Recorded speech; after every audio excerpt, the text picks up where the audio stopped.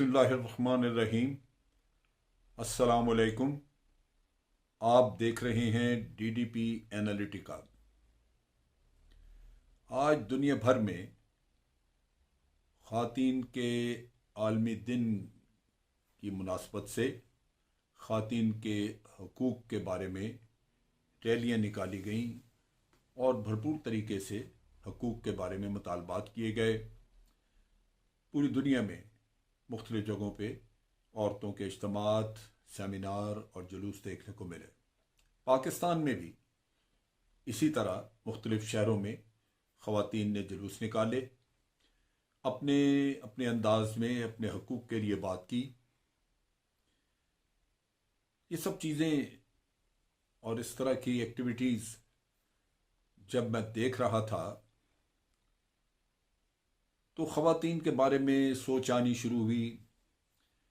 ख़वातीन हमारी औरतें, माएँ भी हैं, बेटियां भी हैं, बहनें भी हैं और बीवियां भी हैं।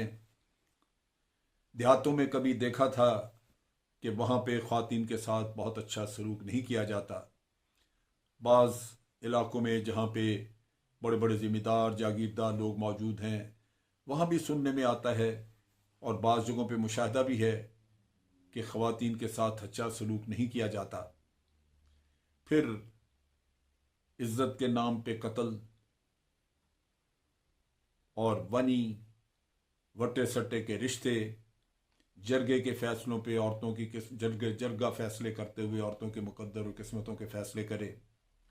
बहुत सारी चीज़ें हैं जो तकलीफ़देह हैं, जिनको देख के, सुन के, उनके बारे में जान के दिल को तकलीफ़ होती है। लेकिन फिर मुझे ख्याल आया कि ये सब कुछ जिसके बारे में हम अफसोस कर रहे हैं, परेशान हैं कि यहाँ औरतों के हालात क्या हैं, ये तो कुछ भी नहीं उस चीज़ के मुकाबले में जो कि उस कश्मीर के इलाके में जो कि भारत ने गैर कानूनी तौर पे कब्ज़ा किया हुआ है, वहाँ जो कुछ हो रहा है उसके मुकाबले में तो ये कुछ भी नहीं।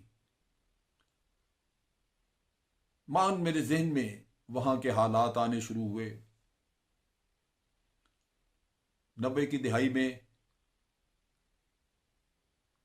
कनान और पौशपुरा का वाक़या हुआ।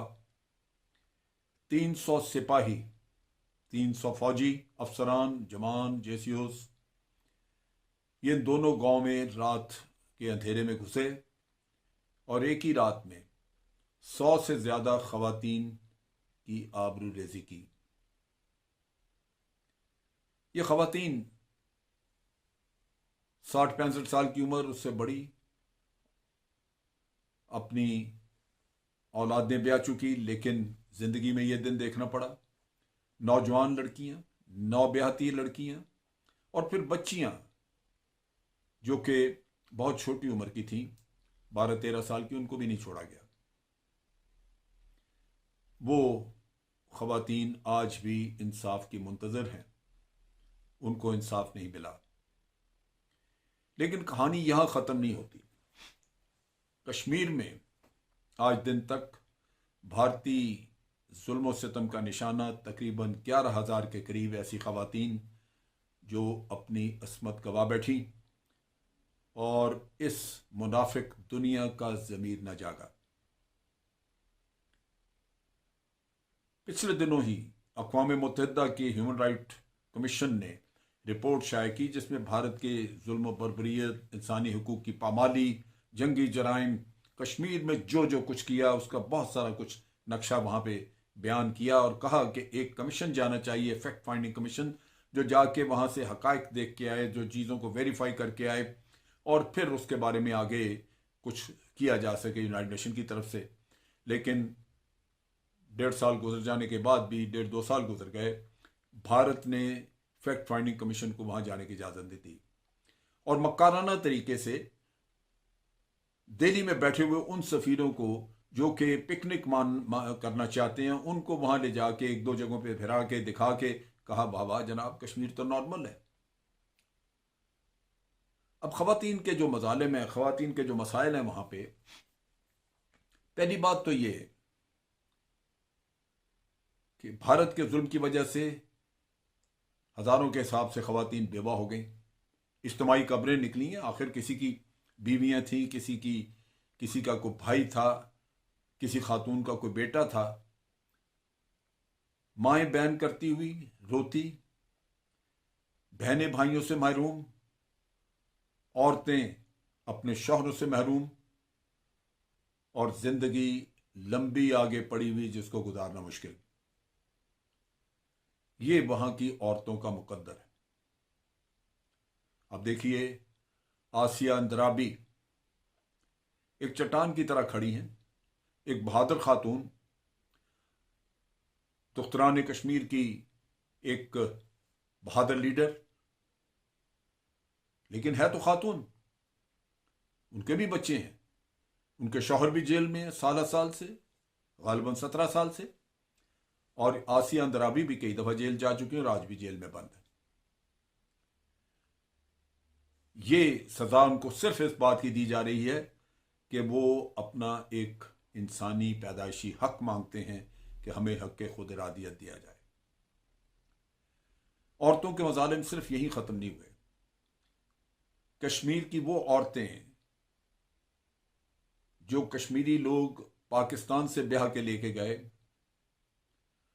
उनमें से अगर कोई अपने वतन वापस आई इधर पाकिस्तान अपने खानदान को मिलने के लिए, तो वो वापस नहीं जा सकी क्योंकि भारत उसको वापसी का वीजा नहीं देता।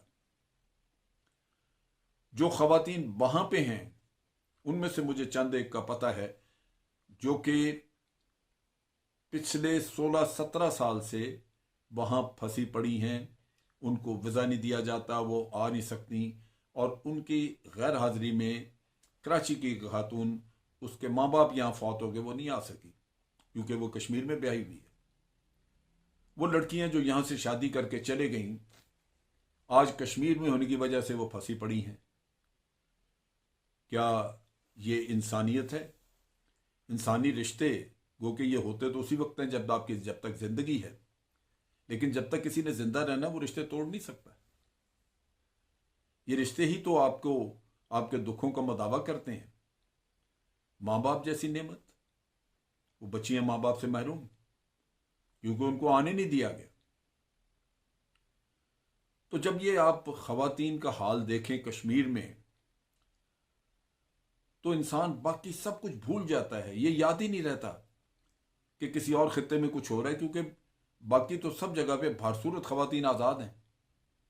ज्यादती तो होती है, जुल्म होता है, जैसे मैंने कहा कि जागीरदार जिम्मेदारों का जुल्म हम हमेशा से सुनते आए हैं, लेकिन इस वतन अजीज में फिर भी कोई सुनवाई हो सकती है।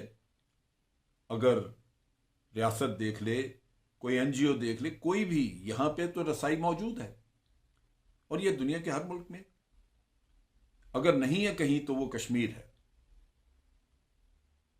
तो मेरे भाइयों, असल चीज ये है कि इन कश्मीरी बच्चियों, बहनों, बेटियों और माओं के लिए, इनके लिए आवाज उठाएं। मेरी अपने मुल्क की खवातीन से भी यही अपील है कि हुकूक मांग रहे हैं तो इनके लिए मांगो। अल्लाह के यहां भी सुरखरू हो गए, और दुनियावी तौर पे भी जो आम आप खल्के खुदा की खिदमत करके खुश होते हैं, वो भी आपको खुशी मिलेगी। इनके लिए जद्दोजहद करें। भारत का वो गंदा, मकरूब, भयानक काला चेहरा जो दुनिया में थोड़े ही लोगों ने देखा है, उसको ज्यादा नुमाया करके दिखाएं ताकि उनको पता चले कि कश्मीर में क्या किया जा रहा है। जब कश्मीर में शोरिश थी वहां पे, मैंने खुद उनके एक मेजर जनरल रिटायर्ड, उसको मैंने एक डिस्कशन में बैठे सुना जहां वो इस बात को प्रमोट कर रहा था, ये बात कह के कि कश्मीर की लड़कियों के रेप करने चाहिए। आप इमेजिन करें, यह माशरा, भारत का यह माशरा अखलाकी तौर पे कितनी गिरावट का शिकार है। एक कश्मीरी को जीप के सामने बांधा, ह्यूमन शील्ड बनाई, और उसके ऊपर फिर वहां के चीफ ऑफ आर्मी स्टाफ ने उस मेजर को जिसने ये गलीज हरकत की उसको तमगा दिया, उसको इनाम दिया।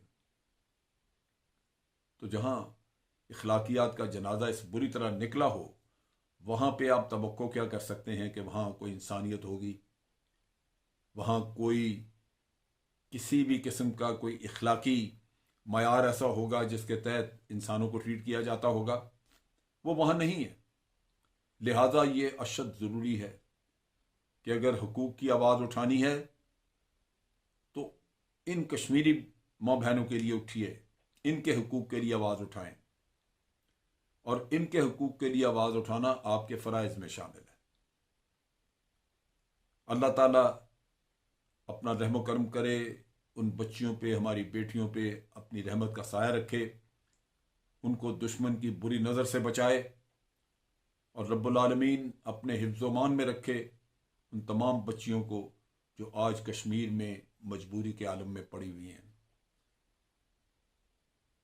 मैं इससे ज़्यादा और कुछ नहीं कहना चाहता।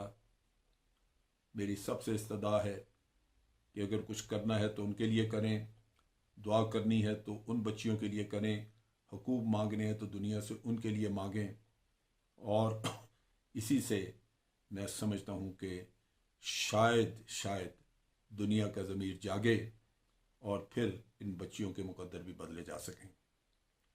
आज के लिए इतना ही। अफ़वाज पाकिस्तान जिंदाबाद, पाकिस्तान पाइंदाबाद।